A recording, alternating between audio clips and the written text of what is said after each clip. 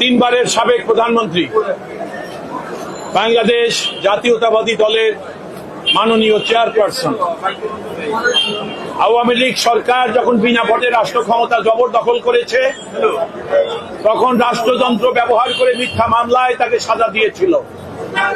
শুধু তাই না, কিছু বুইফোর লোক যাদের কোনো নাম সর্বস্ব নাম পরিচয়হীন তারা ওই সরকারের মদতে ম্যাডাম খালেদা জিয়ার বিরুদ্ধে একের পর এক মামলা করেছে এবং আদালত সরকারের প্রভাবে তখনকার সময়ে সেই সকল মামলা আমলে গ্রহণ করতে হয়েছে। দিনের পর দিন ওই মামলার বাদী যারা বাদী ছিলেন তারা মামলা করেছেন এবং এই বাদী যারা তারা প্রত্যেকে আওয়ামী লীগের পৃষ্ঠপোষক ছিলেন। আপনি এবি সিদ্দিক নামে একজন লোক ছিলেন, তিনি মারা গেছেন 4 বছর আগে, কিন্তু তার মামলা এখনো মরে নাই, যেটা আজকে খালাস পেলেন ম্যাডাম খালেদা জিয়া। অর্থাৎ সরকারের ইঙ্গিতে 5 আগস্টের আগ পর্যন্ত এই মামলায় যত আমরা ডাক চিৎকার করেছি, আদালতে নিবেদন করেছি, আদালত শুধু দেশ তারিখের পর তারিখ দিয়ে যেতেন, কারণ সরকারের পৃষ্ঠপোষকতা এই সকল মামলা ছিল। মামলা ছিল ম্যাডামের খালেদা জিয়ার জন্মদিনের মামলা। ম্যাডাম মামলা হলো মুক্তিযোদ্ধাদের সংখ্যা নিয়ে দেশের সাবেক প্রাইম মিনিস্টার কথা বলেছিলেন।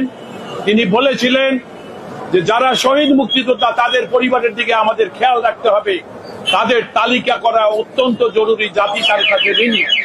সেটা নিয়েও একটা মামলা করেছেন এবং মনে রাখবেন, আইনের কিছু কিছু ধারায় মামলা করতে হলে রাষ্ট্রের অথরিটি নিয়ে করতে হয়, সে সকল মামলায় স্যাংশন নিয়ে করতে হয়। অর্থাৎ আওয়ামী লীগের আমলে ম্যাডাম খালেদা জিয়ার বিরুদ্ধে কোনো মামলা করার জন্য কোনো স্যাংশনের প্রয়োজন হতো না। আমরা আদালতে যখন বলতাম তখন ওই সমস্ত স্যাংশন ব্যাগদের সরকার দিয়ে দিতেন, সরকারের পৃষ্ঠপোষকতা থাকতো, মামলা চলমান ছিল। আজকে দীর্ঘদিন পর আদালতের কাছে আমরা বিষয়টা লিখিতভাবে অবহিত করেছি। বিজ্ঞ আদালত আজকে জনাব এসিএমএম মাহবুবুল আলম এবং আরেকজন এসিএম তোফাজ্জল হোসেন, তারা ম্যাডামের 5টি মামলায় তাকে খালাস দিয়েছেন। আপনাদের সবাইকে ধন্যবাদ। এই মামলাগুলো তো মিথ্যা মামলা ছিল, তাই এই মামলা মিথ্যা। এটা শুধু মিথ্যা নয়, এটা ছিল আওয়ামী লীগের সরকারের কাল্পনিক মামলা এবং আমি বলেছি কিন্তু নাম সর্বস্বহীন পরিচয়হীন মানুষ, তারা আওয়ামী লীগের আনুকূল্য পাওয়া, দুর্নীতিতে সামিল হওয়া এবং রাষ্ট্রযন্ত্র ব্যবহার করে খালেদা জিয়ার নামে মামলা করলে সরকারের কাছাকাছি যাবে, দুর্নীতি করতে পারবে, সেই কারণে সেই অসৎ উদ্দেশ্যে এই মামলাগুলো করা হয়েছিল।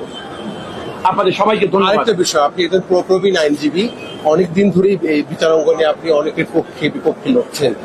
এই যে ক্ষমতায় থেকে যে আইনকে আদালতকে ব্যবহার করা, বিচারকদের ব্যবহার করা, এটি কি ঠিক কিনা?